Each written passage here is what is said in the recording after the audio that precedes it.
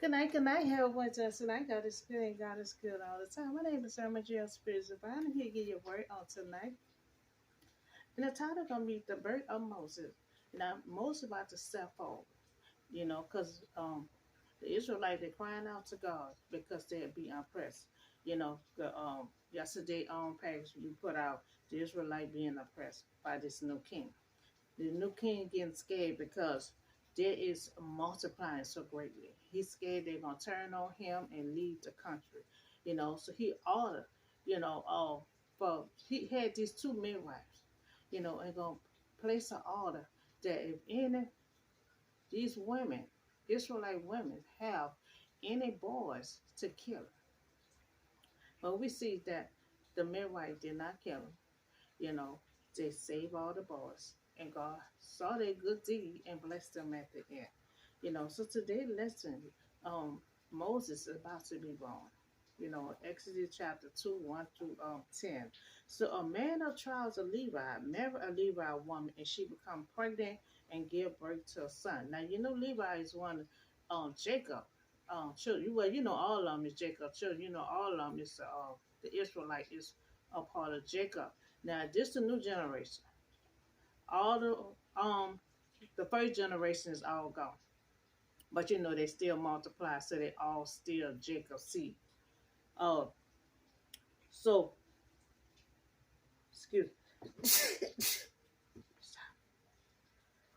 so excuse me. Now, this is still going on with this new king. He want all boys killed because he still feel threatened by how the Israelite is multiplying so greatly. So before Moses was born, Pharaoh that's in Egypt, he issued a cruel order, to keep the Hebrew women from becoming too powerful.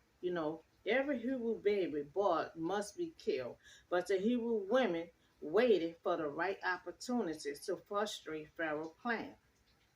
you know. So the midwife mother and sister subverted, and saved some of the midwife babies.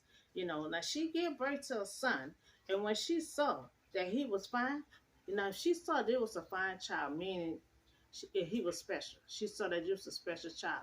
She had a feeling this is a child from God. That she hid him for 3 months. Now Pharaoh wants to kill all the male, so that's why she had to hide him. Why? And so when the 3 months was up, he getting kind of big, crying, so she couldn't hide him no more. So when she couldn't hide him no longer, she got a basket. She started making a thick basket to place him in, and place him in that basket. She gonna have faith to put her child. Now she loved this child because she know this child seems special to her. So she about to put this child among the banks of another river.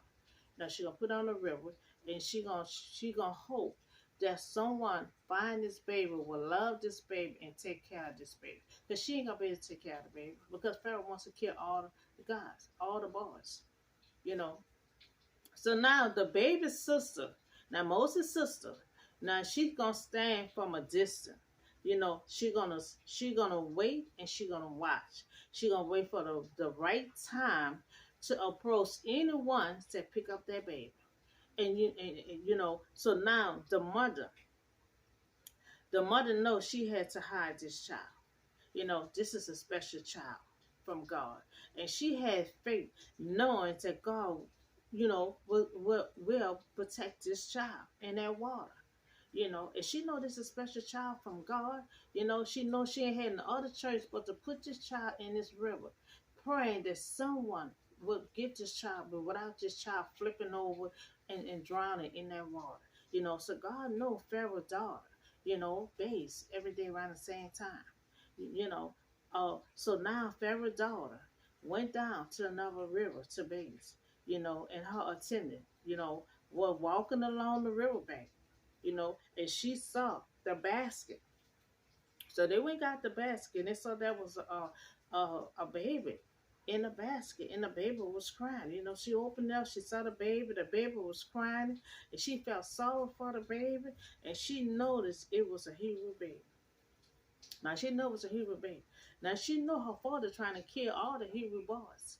you know. But it's gonna be kind of strange that she's gonna bring this baby home, raise this child, and Pharaoh will not kill this child. You know, so Pharaoh's daughter journeyed in the cause by taking the baby Moses out of the river into her heart.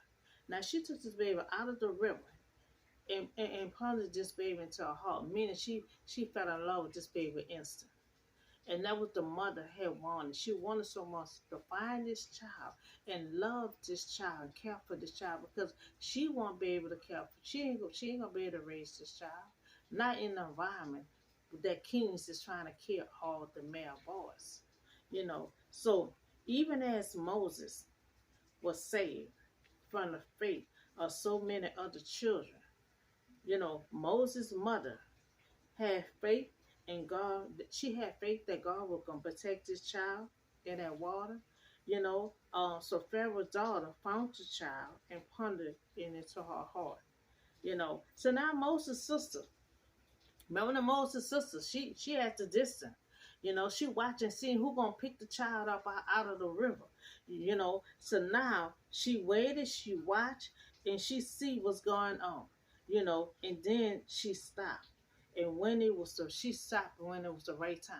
So she's about to step in, you know, because she see that Pharaoh's daughter and their sister, you got the baby out of the water. So now Pharaoh's sister about to walk, not Pharaoh's sister, Moses' sister about to walk over there, you know. So she sitting and wait, and she waited for the right time to approach anyone that had picked her brother up out of that water.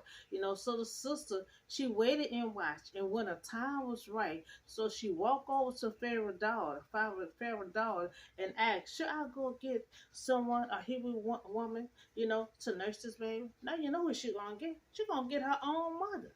You know, she gonna get her own mother, you to nurse her own child. You know, Pharaoh's daughter ain't gonna know. That's why she waited and watched for the right moment, because she know whoever get that child out of that river, she already had in plan for her own mama to raise and nurse that child. You know, that was very smart. You know, so she gonna go get her own mother, you know, to nurse her own child. You know, and I think that was a smart move that she did. You know, so the nurse asked, "Should I go get someone, you know, a Hebrew woman, you know, to nurse this child?" Now, so we all know that she's going to get her own mother, you know, to nurse this child. You know, that was very smart on her behalf to sit and watch. You know, so now this baby will get the real love and care, you know, from his own mother. You know, so she gonna give this to this woman, you know, who she don't know that's the real mother of this child. You know, I think it take like 2 or 3 months for the real nurse that child, because she knows she can't nurse the child, so she gonna get a Hebrew woman, which is gonna be the real mother. You know, the daughter, you know, she plotted all that. You know, she made the small move. So now this baby will get the real love and care from his own mother. So the daughter told her, yes, go, she said, and she went and she brought the baby mother to nurse the baby. You know, so the daughter said, "Take this baby and nurse him for me, and I will pay you." Now, she don't know that's the real baby mother. Now she said, "Nurse this baby." She said, "I'm gonna pay you." So now we see that Moses' mother, she took a chance. She had faith to put that baby in that river and wanted somebody special to find that baby and love that child, not knowing that she gonna be the one to nurse that child and get paid for it. So she about to get paid to nurse her own child. You know, so now this is a baby real mother. Now she put her baby, you know, in the river, but now she about to get paid to nurse her own baby.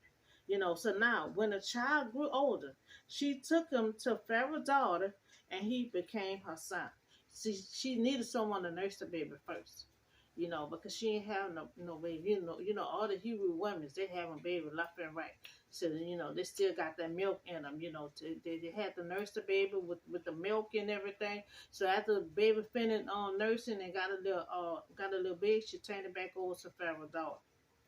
You know, so now the baby got nursed. by the real mother, and now the baby grew and got turned over to Pharaoh's daughter. Now she named him Moses. She gave him a name, saying, I drew him out of the water. So she the one named him Moses, so that's where he get Moses from. So now, this is the title here, this is the story here, a special child. Now she sensed that their child, was special. Moses' mother, and father are determined to protect him from death. Pharaoh wanted to kill all the boys, regardless of the king order. Instead of fear, leading to their faith, lead them to action. Because, faith is without action. Faith is with action. So they took their faith and it leaded to action. In an attempt to ensure that their child, they deliver into the hands of someone who would care for him. Now the mother made the basket, and it was 10 foot tall. That she made a good basket. She made it thick enough so he won't flip over. You know, so the mother made the basket, and it was 10 feet tall, flourished along the Nile River.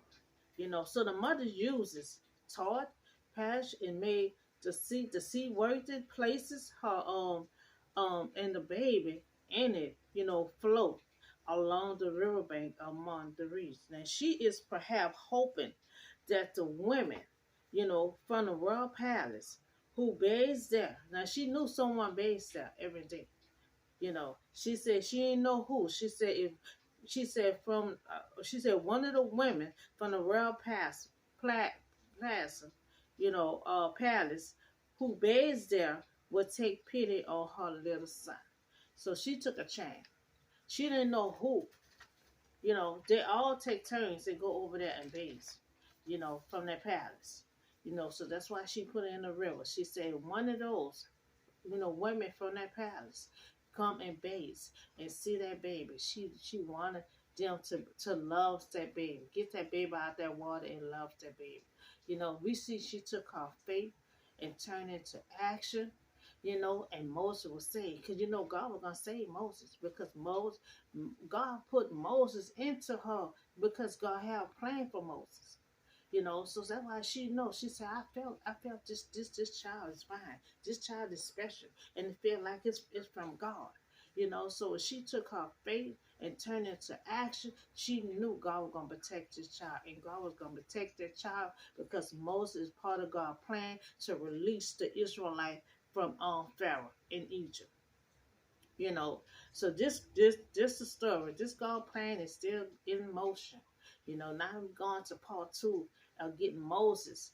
He gonna train Moses, and that's why he needed someone to really train and equip Moses for to be the leader that God want him to be. The mother could not do that. The father could not do that. He needed someone gonna give him that education.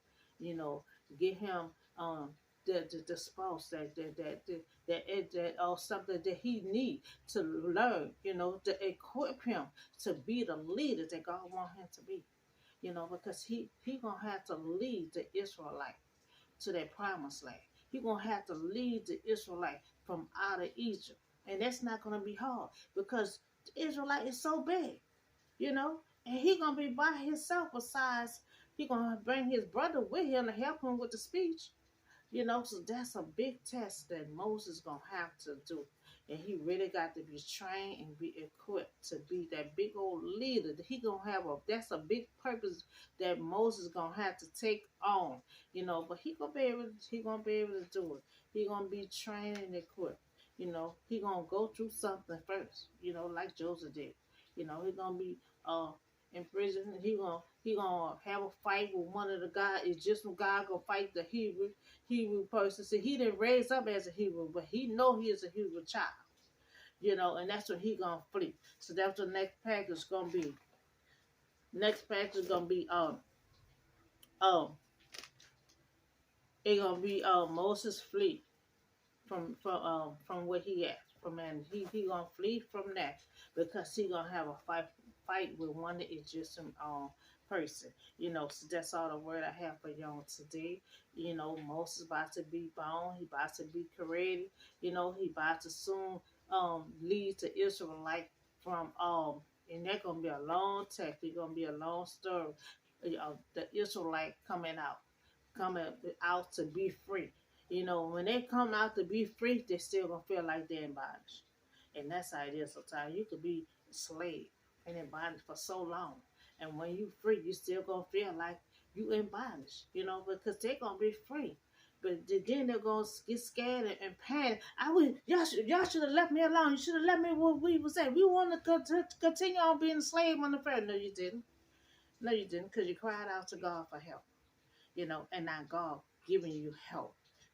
So don't say you still want to be in bondage. When you being free from your stone, it gonna feel like you're still in bondage for a little while until you get the hang of being free.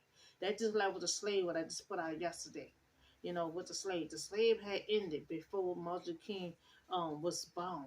But when the slave had ended, they still feel like they was in bondage because they didn't have the right, no civil rights for anything.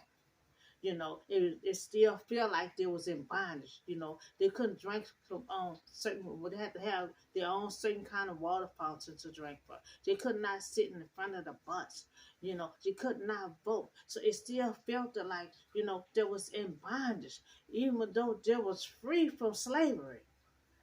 Sometimes you could be free from your stone, from being in the stone for a long time and still feel like you in bondage. But you got to keep on praying. You got to break that chain. Break that chain, and free your mind from that battle. And I'm talking to myself too. You know, Been in the stone for so long.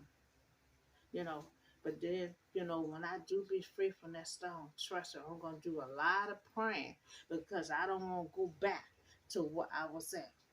Like the Israelites, they wanted to go back to be under Pharaoh. I never want to go back to my stone. I'm going to be doing some serious praying to be free and released from a stone that you don't want to come back a second time. So that's all the word I have for you on today. Y'all have a blessed day, and I see y'all on the next video.